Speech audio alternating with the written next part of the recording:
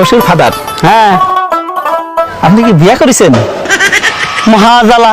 আরে বিয়া না গেলে তোরটা আসলো কই থেকে? কারে বিয়ে করেছেন? তোর শাউরি রে। তো ঘরে ঘরে আত্মীয় হয়ে গেল না, বাইরে বিয়ে করলে তো একটা নতুন আত্মীয় বাড়তো। ওরে আল্লাহ রে, তুই চুপ কর চুপ কর। শ্বশুর ফাদার, হ্যাঁ এই যে এত বড় নদী, হ্যাঁ ওই যে দেখি বিল, হ্যাঁ। কিরা কাটিছিল? তোর বাপ কাটিছিল। এত মাটি ফেলেছিল কেন? আমি খাইছিলাম রে, আমি খাইছিলাম। দাঁতে কিস কিস করে নাই বালু মাটি? ওরে আল্লাহ রে, তোর বাইরে আমি দাঁত ভাঙে দিব কই দিলাম। হ্যাঁ দাঁত ভেঙে ফেলালে আমি শ্বশুর বাড়ি যাই, এই গোস্ত চাবে খাবে কিরম করি? ওরে আল্লাহ। শ্বশুর ফাদার কি হাসতেছেন? না না না, আমি কাশতেছি। আমি আসছি হাসতেছেন। এই ভিতরে আমার কাছে আমার মেয়ে বিয়ে দিয়ে আমি ছাই খাইছি ছাই। ছাই খাতে গেলেন কিসের জন্য?